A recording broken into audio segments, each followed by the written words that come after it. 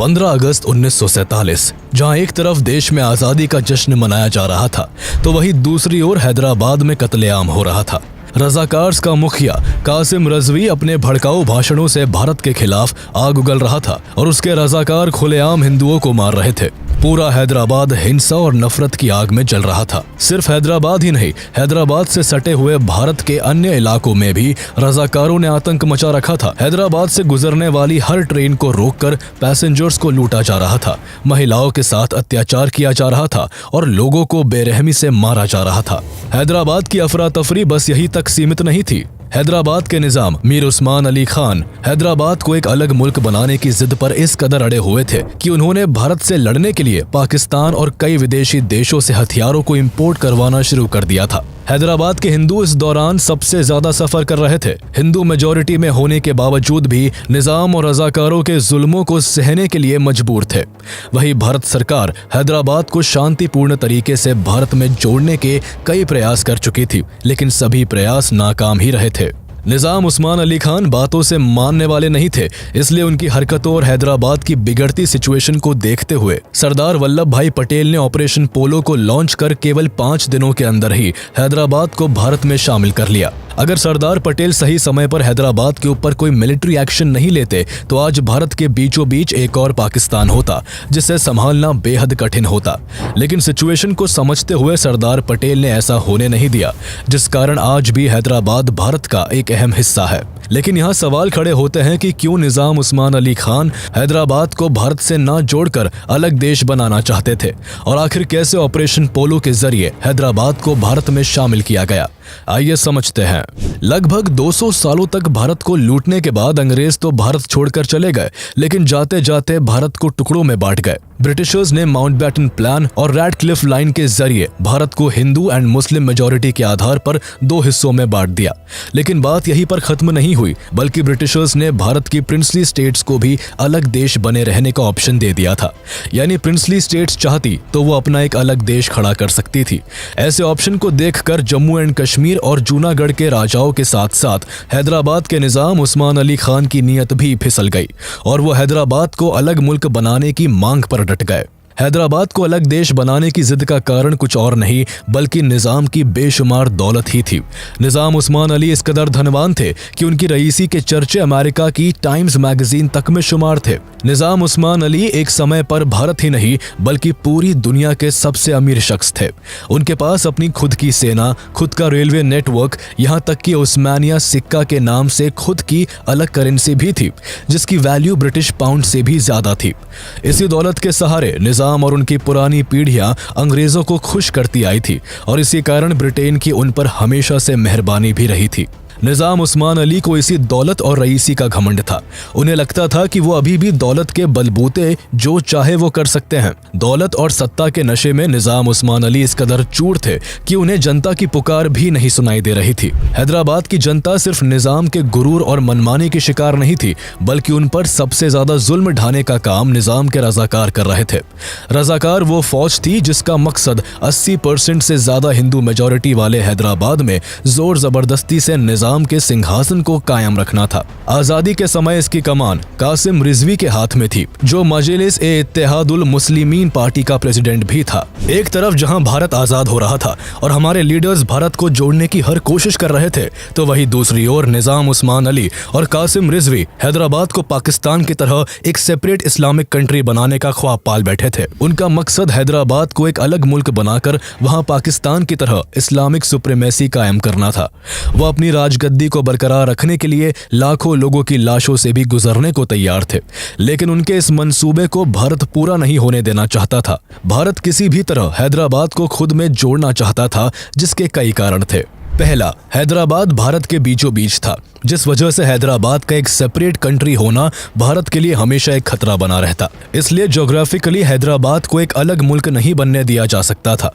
इसी वजह से सरदार पटेल ने हैदराबाद को भारत के पेट में कैंसर का नाम भी दिया था। हैदराबाद का भारत में ही रहकर अपना अलग देश बनाना भारत के लिए बड़ी परेशानी बन सकता था।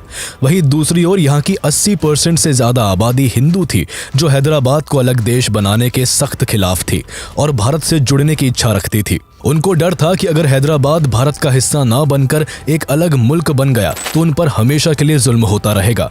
निजाम और रजाकार इसी तरह उनका एक्सप्लॉयटेशन करते रहेंगे। इसलिए मेजॉरिटी पॉपुलेशन के बेस पर भी हैदराबाद का भारत में विलय होना जरूरी था। इन सब के अलावा हैदराबाद उस समय पॉपुलेशन के हिसाब से सबसे बड़ा और एरिया के हिसाब से सेकेंड लार्जेस्ट प्रिंसली स्टेट था, जिसमें आज के तेलंगाना के अलावा कर्नाटका और महाराष्ट्र के कुछ जिले भी शामिल थे। इस कारण भी भारत के लिए हैदराबाद को खुद से जोड़ना काफी इंपॉर्टेंट था। लेकिन लाख चाहने के बावजूद भारत के लिए यह इंटीग्रेशन इतना आसान नहीं होने वाला था। 15 अगस्त 1947 आते आते भारत तो आजाद हो गया, लेकिन हैदराबाद के लोग इस आजादी को महसूस नहीं कर पाए। वो अभी भी निजाम उस्मान अली और रजाकारों की सत्ता में कैदियों की तरह जीवन जी रहे थे। उनके अंदर अभी भी भारत से जुड़ने की उम्मीद तो थी, लेकिन रजाकार के गुंडों का खौफ भी था। भारत सरकार बातचीत के जरिए निजाम उस्मान अली को मनाने की बहुत कोशिशें कर चुकी थी, लेकिन निजाम भारत से जुड़ने के लिए तैयार नहीं थे। जिसके बाद निजाम उस्मान अली ने 15 अगस्त को भारत की आजादी के दिन ही हैदराबाद को स्वतंत्र देश घोषित कर दिया था। इसलिए अगर 15 अगस्त 1947 के न्यूज़पेपर्स में पब्लिश हुए इंडियन मैप को आप देखेंगे तो उसमें हैदराबाद को भारत का हिस्सा नहीं दिखाया गया था। इस कारण भारत सरकार और हैदराबाद के निजाम के बीच कॉन्फ्लिक्ट की सिचुएशन क्रिएट हो गई थी। इसी तनातनी और टकराव को देखते हुए 29 नवंबर 1947 को गवर्नर जनरल लॉर्ड माउंटबेटन ने हैदराबाद के निजाम और भारत सरकार के बीच स्टैंड स्टिल अग्रीमेंट साइन करवा दिया था, जिसकी ड्यूरेशन 1 साल की रखी गई थी। इस स्टैंड स्टिल अग्रीमेंट के तहत यह तय किया गया था कि हैदराबाद के डोमेस्टिक मामलों पर निजाम उस्मान अली का नियंत्रण होगा और वही हैदराबाद के फॉरेन, डिफेंस एंड कम्युनिकेशन से जुड़े हुए मामले भारत के कंट्रोल में होंगे। लेकिन इस पर भी एतराज जताते हुए उस्मान अली ने यह शर्त रखी थी कि भारतीय सेना हैदराबाद में नहीं घुसेगी और हैदराबाद की सुरक्षा को वो खुद संभालेंगे। भारत को मजबूरन इस शर्त को भी मानना पड़ा और उम्मीद की गई कि कम से कम अब तो निजाम उस्मान अली भारत के साथ कदम से कदम मिला कर चलेंगे। लेकिन इसके ऑपोजिट निजाम उस्मान अली के दिमाग में कुछ और ही चल रहा था। वो इस स्टैंड स्टिल अग्रीमेंट की आड़ में किसी और ही कारनामे को अंजाम देने की फिराक में थे, जिसका खुलासा होने में अभी कुछ और वक्त बाकी था। हालांकि इस पूरे स्टैंड स्टिल अग्रीमेंट और निजाम की जिद के सामने सरदार पटेल शांत थे और वो सही वक्त आने का इंतजार कर रहे थे। पटेल दिमाग से खेलने वाले इंसान थे। वो जानते थे कि जल्दबाजी में लिया गया कदम गलत साबित हो सकता था, इसलिए अभी वो चुपचाप बस निजाम की हरकतों को ऑब्जर्व कर रहे थे। स्टैंड स्टिल अग्रीमेंट होने के बाद भी हैदराबाद की हलचल थमने का नाम नहीं ले रही थी। रजाकारों के अत्याचारों ने भयंकर रूप ले लिया था। कासिम रिजवी हैदराबाद में जगह जगह सांप्रदायिक सभाओं के जरिए नफरत और हिंसा को चरम पर ले जा रहा था। ग्रामीण इलाके हो या शहरी इलाके, सड़कें हो या रेलवे स्टेशन, हर जगह कासिम रिजवी और उसके रजाकारों के द्वारा नरसंहार हो रहा था। उसने ये मान लिया था कि भारत कभी हैदराबाद को नहीं पा सकेगा और निजाम का राज हमेशा कायम रहेगा। एक तरफ रजाकार तो दूसरी ओर कम्युनिस्ट का तेलंगाना रेबेलियन नाम का एक गुट भी सक्रिय हो गया था, जो निजाम और रजाकारों के खिलाफ तो था, लेकिन उनका भी तरीका वायलेंट था। इसलिए रजाकारों के साथ साथ कम्युनिस्ट का ये गुट भी भारत के लिए एक कंसर्न बन गया था, जिस कारण हैदराबाद की जनता को लेकर भारत सरकार काफी चिंतित थी। पर अफसोस इस बात का था कि हैदराबाद और वहां के लोगों की परेशानी को दूर करने के लिए भारत कोई ठोस कदम नहीं उठा पा रहा था। दरअसल प्रधानमंत्री जवाहरलाल नेहरू और governor general Lord Mountbatten Hyderabad की प्रॉब्लम को पीसफुली सॉल्व करना चाहते थे। वो बातचीत के जरिए हैदराबाद की समस्या का समाधान निकालना चाहते थे। लेकिन हैरानी की बात यह थी कि भारत का यह नर्म रुख तब भी कायम था जब निजाम भारत में शामिल होने के प्रस्ताव को कई बार ठुकरा चुके थे। यहाँ तक कि लॉर्ड माउंटबेटन ने निजाम उस्मान अली से हैदराबाद में वोटिंग कराने की बात भी कही थी, जिससे पब्लिक ओपिनियन के बेस पर कोई फैसला हो सके। लेकिन निजाम इस बात के लिए भी तैयार नहीं थे। उन्हें मालूम था कि अगर वोटिंग होगी तो हैदराबाद के लोग भारत से जुड़ने के लिए ही वोट करेंगे और हैदराबाद उनके हाथ से निकल जाएगा। इसलिए सत्ता की भूख में निजाम भारत से जुड़ने के हर ऑफर को ठुकराकर हैदराबाद को अलग मुल्क बनाने की जिद से पीछे नहीं हट रहे थे। एक तरफ निजाम उस्मान अली का अड़ियलपन और दूसरी ओर जवाहरलाल नेहरू की सॉफ्ट अप्रोच। सरदार वल्लभ भाई पटेल इन दोनों ही चीजों से तंग आ चुके थे। वो हैदराबाद की प्रॉब्लम पर जवाहरलाल नेहरू की नॉन वायलेंस की पॉलिसी से एग्री नहीं करते थे। निजाम उस्मान अली का रवैया और रजाकारों के अत्याचारों को देखकर पटेल मन बना चुके थे कि हैदराबाद का मसला बातों से हल नहीं होगा, बल्कि इसके लिए कोई ठोस कदम उठाना होगा। बहुत सोचने समझने के बाद जब हैदराबाद का मामला पटेल के सहन से बाहर हो गया तो उन्होंने जनरल के.एम. करियप्पा के साथ एक छोटी सी मीटिंग की। इस मीटिंग में पटेल ने साफ तौर पर करियप्पा से पूछा कि अगर पाकिस्तान हैदराबाद की मदद के लिए आगे आता है तो क्या इंडियन आर्मी बिना किसी मदद के पाकिस्तान और हैदराबाद का सामना कर पाएगी। के.एम. करियप्पा ने इस सवाल के जवाब में केवल एक शब्द कहा, हाँ। यानी अब ये क्लियर हो गया था कि सरदार पटेल हैदराबाद के मुद्दे को और नहीं खींचना चाहते थे। पटेल को इस बात का भी अंदाजा था कि निजाम उस्मान अली पाकिस्तान और जिन्ना से लगातार संपर्क में है, इसलिए सिर्फ बातचीत करने और सॉफ्ट अप्रोच बरतने से देर हो सकती थी और भारत हैदराबाद को खो सकता था। उनका मानना था कि हैदराबाद का इंडिपेंडेंट रहना भारत के लिए घातक साबित होगा और भारत की सुरक्षा खतरे में पड़ जाएगी। इसी वजह से उन्होंने हैदराबाद को भारत से जोड़ने की कोशिश भी की, लेकिन प्लान एग्जीक्यूट होने के लास्ट मिनट्स पर जवाहरलाल नेहरू और लॉर्ड माउंटबेटन की तरफ से कोई ना कोई हस्तक्षेप हो जाता और कार्यवाही रोक दी जाती। भारत द्वारा कोई स्ट्रॉन्ग एक्शन न ले पाने की वजह से निजाम उस्मान अली और कासिम रिजवी के नापाक इरादों को हौसला मिलता जा रहा था। वो बिना किसी खौफ के अपने कारनामों को अंजाम देने में लगे हुए थे।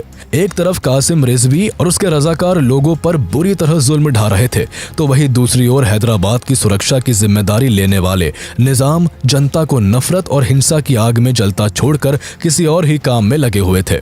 दरअसल उनकी मंशा पाकिस्तान, यूरोप और अमेरिका समेत अन्य देशों से मदद लेकर भारत के खिलाफ लड़ने की थी और निजाम इसी मंसूबे को पूरा करने में लगे हुए थे। सबसे पहले उन्होंने ब्रिटिश गवर्नमेंट से हैदराबाद को इंडिपेंडेंट कंट्री के तौर पर कॉमनवेल्थ की सदस्यता देने की रिक्वेस्ट की, लेकिन निजाम की इस मांग को ठुकरा दिया गया। इस वजह से जब निजाम ने देखा कि सीधे तरीके से उनके मंसूबे पूरे नहीं होंगे तो उन्होंने भारत से जंग लड़ने की तैयारी शुरू कर दी। निजाम ने भारत के खिलाफ लड़ने के लिए हैदराबाद स्टेट फोर्स में अनऑफिशियल सैनिकों की तादाद को बढ़ाना शुरू कर दिया।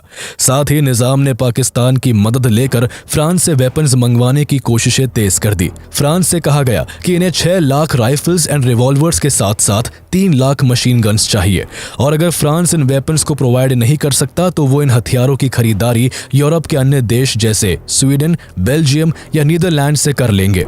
इस बात की खबर जब भारत सरकार को लगी तो भारत ने ब्रिटिश गवर्नमेंट की हेल्प से यूरोपियन कंट्रीज को हथियारों की सप्लाई न करने के लिए मना लिया और इस तरह निजाम की इस कोशिश पर पानी फिर गया। यूरोप से मायूसी मिलने के बाद निजाम ने पाकिस्तान का रुख किया। दरअसल हैदराबाद को अलग देश बनाने का निजाम का जो ख्वाब था उसके पीछे सबसे बड़ा हाथ पाकिस्तान का ही था। पाकिस्तान ने निजाम को ये झूठी उम्मीद दे रखी थी कि अगर भारत और हैदराबाद में कभी जंग हुई तो दुनिया की सभी इस्लामिक कंट्रीज जंग में हैदराबाद का साथ देंगी।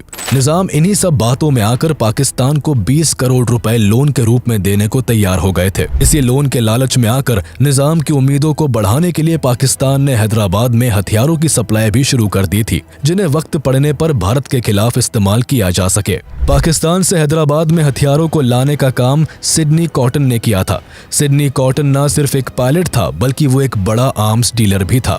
इसी वजह से हथियारों की सप्लाई के लिए निजाम ने सिडनी कॉटन को लाखों पाउंड्स की फीस भी दी थी। सिडनी कॉटन अपने 30 लोगों के क्रू की मदद लेकर कराची से प्लेन में हथियार भरकर गोवा से होकर हैदराबाद के चार मीनार, बिदार और वरंगल जैसे इलाकों में हथियारों की सप्लाई करने लगा था। निजाम की ये नापाक साजिश भारत की नजरों से नहीं बच सकी। भारत को निजाम के इन कारनामों का पता चलने लग गया था। ये सब होता देख वल्लभ भाई पटेल के सब्र का बांध अब टूटता जा रहा था। अब वो हैदराबाद को लेकर कोई ढील नहीं देना चाहते थे।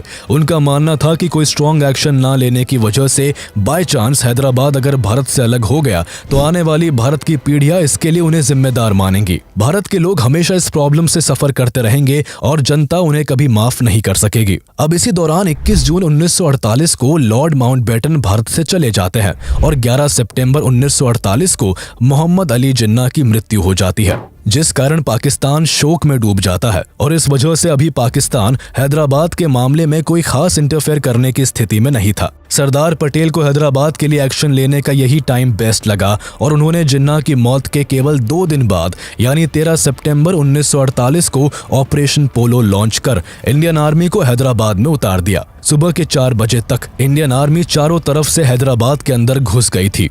सरदार वल्लभ भाई पटेल ने यहाँ डिप्लोमेसी से काम लेते हुए ऑपरेशन पोलो को मिलिट्री एक्शन की जगह पुलिस एक्शन का नाम दिया, जिस कारण यूएन या ब्रिटेन भारत के इस ऑपरेशन में दखल अंदाजी ना दे सके और भारत हैदराबाद को जोड़ने में कामयाब हो सके। लेकिन इस तरह के मिलिट्री एक्शन लेने से जवाहरलाल नेहरू काफी चिंतित थे। उन्हें डर था कि भारत के इस एक्शन से पाकिस्तान भारत पर हमला कर सकता था।